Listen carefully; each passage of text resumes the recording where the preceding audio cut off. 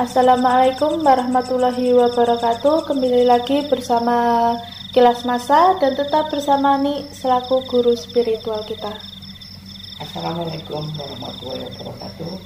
Salam sejahtera buat yang beragama lain. Kita jumpa lagi dalam Kilas Masa. Nih tentang Gunung Semeru ini sendiri ya Nih ya. Sejarahnya itu seperti apa? Kok saya dengar-dengar kok ada hubungannya dengan Gunung Penanggungan? Jadi begini, menurut cerita dari buku Tantu Pagelaran abad 15, Gunung Semeru itu berasal dari India. Dari India ya Nih? Ya, jadi konon itu tanah Jawa itu miring karena miring itu karena apa? Samudra Itu ya, karena samudra tekanan dari bawah atau bagaimana itu untuk menguatkan. Mahadewa itu menyarankan untuk dikuatkan dengan paku, diputuskan sama paku. Tetapi ditancapkan paku di situ masih belum kuat. Akhirnya Mahadewa itu mengutus dua dewa, yaitu Dewa Brahma dan Dewa Wisnu. Dewa Brahma dan Dewa Wisnu itu menjelma. Dewa Wisnu menjelma menjadi kura-kura raksasa, dan Dewa Brahma menjelma menjadi ular yang raksasa.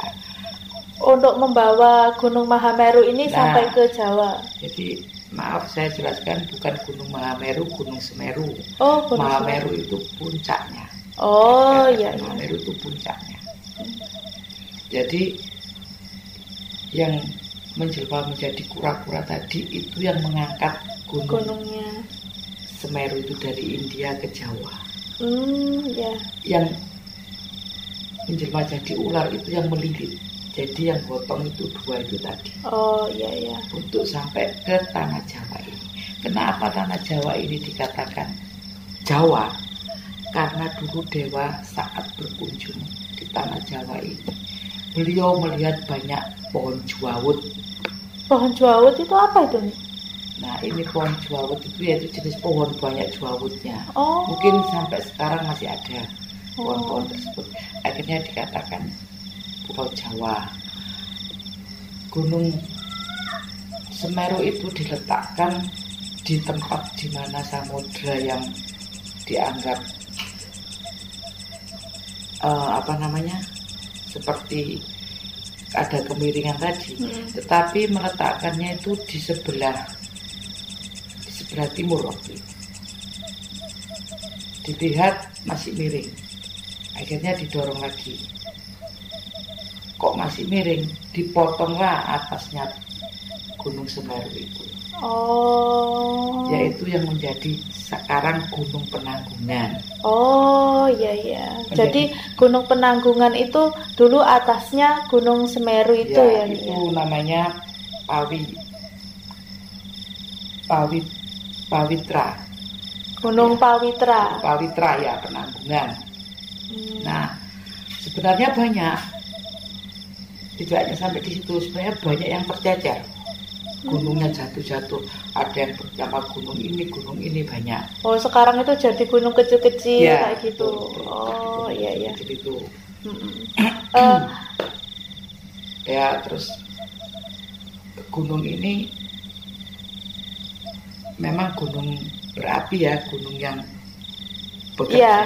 Iya, termasuk gunung tertinggi ya di Jawa. Ya, gunung tertinggi itu.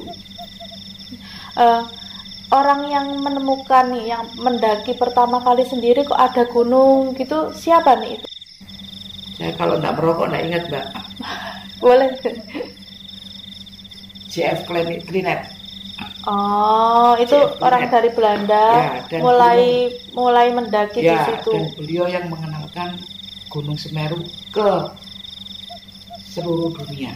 Bahkan beliau sempat mengatakan siapa saja wisatawan atau siapa saja yang menginjakkan tanah Jawa wajib Oh iya. untuk berkunjung ke Gunung Semeru. Itu begitu ceritanya.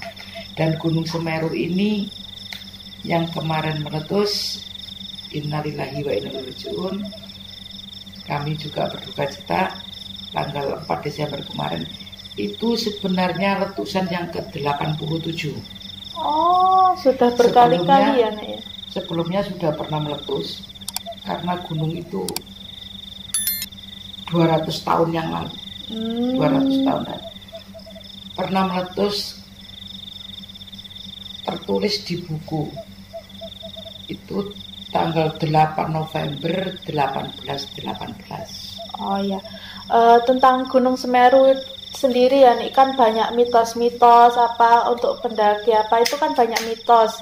Seperti yang dari bawah itu kayak Ranu Kumbolo.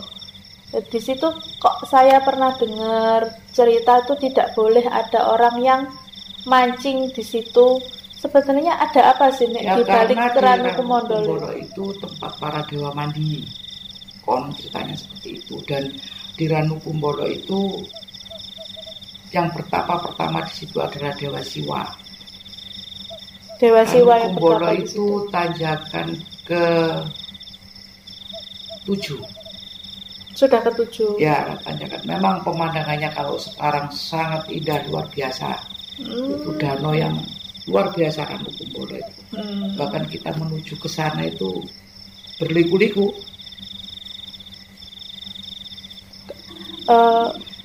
Di situ tuh katanya ada Dewi ya, Nek ya, yang memelihara. Nah, itu ya ceritanya itu kita harus melalui ke tanjakan. Di tanjakan 7-8. Saya ini kalau enggak mengingat satu-satu lupa, Mbak, karena saya pernah nanjak ke sana itu sekitar tahun 89 gitu. Oh, jadi ini juga pernah ke sana ya? Alhamdulillah saya 2 kali. 84 saya hanya sampai Ranu Kumbolo. Terus tahun 89 itu. 89. Saya sampai Arjopodo. Kalau Dewi yang menjelma Dewi itu kan jelmaan. Jadi beliau itu kalau mau muncul itu biasanya saat bulan purnama. Menjelma jadi apa itu? Ya berupa perempuan cantik menggunakan baju kuning. Oh, kalau yang berhubungan dengan mitosnya sendiri kok nggak boleh ada orang mancing di situ itu? Ya karena di situ di Ranu Kumbolo di situ kan tempatnya mandinya para dewa. Oh. Jadi tidak boleh mancing. Nah di situ hidupnya putri yang pakai baju kuning tadi itu ya di dalam situ biasanya menyerupai ikan mas yang besar. Oh iya. Yang dikhawatirkan itu saat orang yang mancing kena ikannya itu yang ikut. Nah, yaitu. Kalau ini ya nih, menurut mata batinnya nih sebenarnya mitos atau ikan mas itu beneran ada atau hanya sekedar cerita sejarah atau mitos aja nih? Insya Allah ada. Menurut mata batinnya nih ini? Ya, kalau mata batin saya lihat ada. Dan bahkan pendaki-pendaki gaik itu sepertinya pernah menemui anak-anak pendaki yang sekitar tahun 80 itu menemui itu. Ada yang bisa menemui itu. Kebetulan kalau saya ke sana saya tidak menemui. Tapi kalau sekarang melihat dari mata batin saya ada. Memang itu. Ada ya nih. Ya, sekitar segini besarnya Mbak kalau saya lihat. Ikan masnya itu. Ya, sama. Itu munculnya tiap purnama aja. Setiap bulan purnama. Oh. Jadi berupa asap tebal dulu baru muncul. Entah itu muncul sebagai wanita berbaju kuning atau ikan mas itu tadi. Salah satu di antara itu. Dari Ranu Kumbolo kita ke Kalimati nih ya. Di situ tuh ada mitos seperti apa di Kalimati sendiri kok? Kalau di Kalimati itu sebelum kita menuju ke Arjopodo ya, kita akan melalui Kalimati. Iya. Di Kalimati itu ya ini jalan yang paling aneh, yang tadinya semua biasa selayaknya pasir. Ini jalannya itu berupa kelik. kelik itu batu kecil-kecil. Oh, banyak kliknya gitu Ya, nih. jadi kita lewat aksesnya itu kelik-kelik. Kalau sekarang itu Berkelok-kelok. bukan, kalau sekarang itu istilahnya itu tensla itu loh Mbak, kayak tensla yang untuk bangunan ya kayak seperti itu kan batunya hitam-hitam bagus gitu. Oh, iya iya iya. Itu apa? Mitosnya nih, kok gak boleh ada yang bakar-bakar di situ. Nah kalau di situ yang boleh bakar apa-apa kayak api unggun itu hanya kuncennya. Oh, hanya juru kuncinya Ya aja yang ada boleh di kuncen situ. aja yang boleh membakar itu kuncennya. Oh, Kalau bukan kuncen tidak boleh. oh itu bakar-bakar itu sendiri untuk ritual atau untuk memang sekedar Api bakar? unggun Mbak Oh, biasanya api ya unggun karena gitu. di sana suhunya amat sangat dingin. Iya, iya. Sangat dingin sekali. Mm-mm. Setelah dari Kalimati kita menuju ke Arcopodo. Arcopodo. Nah, Kalau sudah sampai Arcopodo itu biasanya kita untuk ke Mahamerunya itu sekitar 1 jam. dari Arcopodo ke Mahameru puncaknya itu tadi ya, Nik, ya. Karena ketinggian Gunung Semeru sendiri mencapai 3.676 meter. Insya Allah Kalau ini. ini dari Arcopodo dulu ya, Nik, ya. Ya. Kalau Arcopodo setahu saya itu ada beberapa mitos di situ tuh kayak ada arca prasasti yang tidak semua orang bisa lihat. Nah, Dan kalau beda-beda gitu ya nih. dikatakan Arcopodo karena di situ ada arca 2. Sebenarnya enggak podo, Tidak sama. enggak. Tapi 2. Mm-mm. Nah, ini orang melihat itu berbeda-beda. Ada orang melihat bentuknya itu hanya sekitar 40 cm. Padahal aslinya itu kalau bentuk nyata itu 50 cm itu. Kalau Ada yang kelihatan besar. itu menurut mata batin aja ya, Nik, ya. Ya.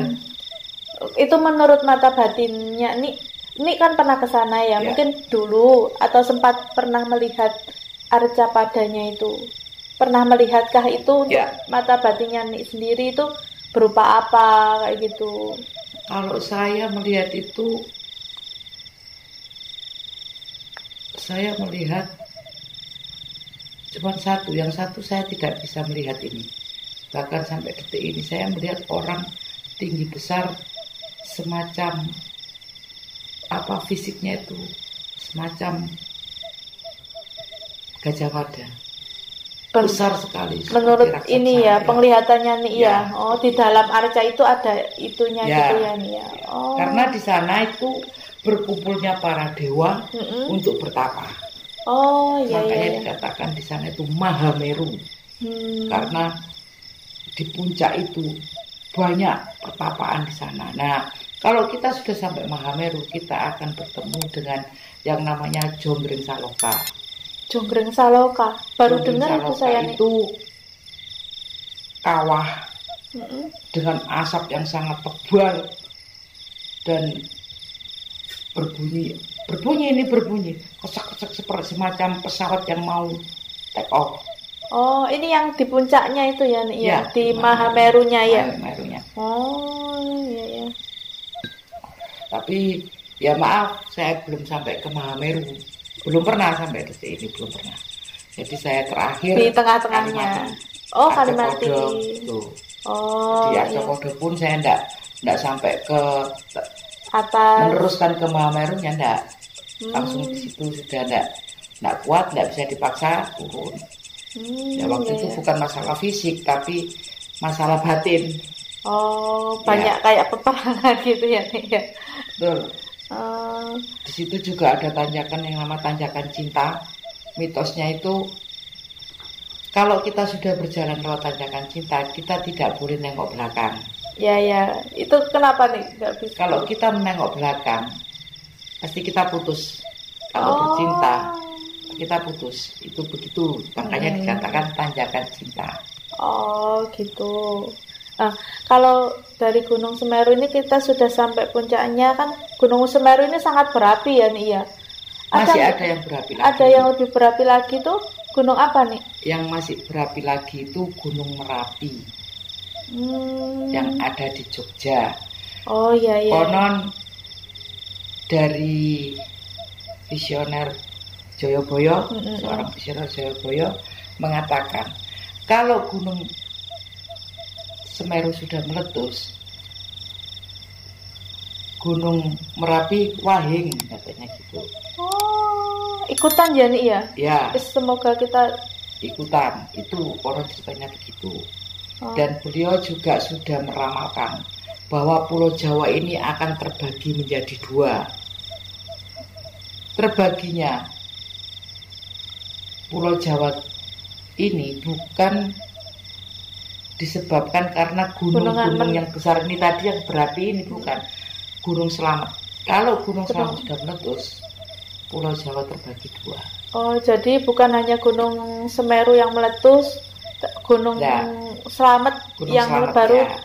Karena selama ini Pangeran kita Joyoboyo sudah merasakan ramalan-ramalan Prabu Joyoboyo yang begitu dahsyat jos ya. Begitu jos ya, Pak. Ya seperti itu. Sedikit cerita sekelumit tentang Gunung Semeru. Bahkan kemarin pun meletus tanpa memberikan tanda-tanda sedikit pun. Erupsi tidak ada, tiba-tiba meletus, dan meletusnya itu dari bawah yang ambiar. Kalau saya lihat dari video-video ya, yang betul. banyak dikirim ke apa itu media sosial itu ya.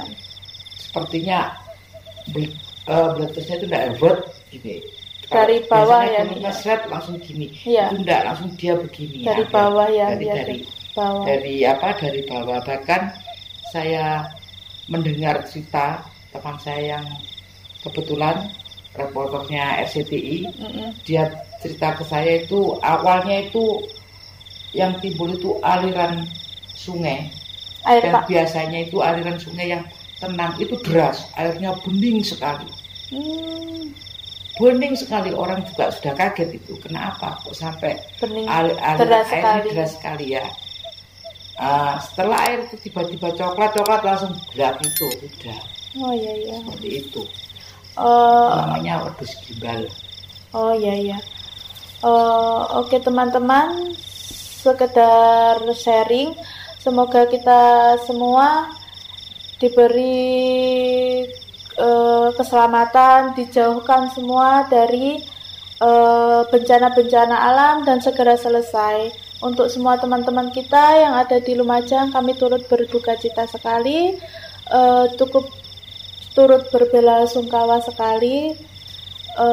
Semoga kita semua selalu dihindarkan dari bencana-bencana alam berikutnya. Sekian, assalamualaikum warahmatullahi wabarakatuh. Sebelum saya mengucapkan salam, saya turut belasungkawa yang sedalam-dalamnya. Assalamualaikum warahmatullahi wabarakatuh. Salam sejahtera buat kita.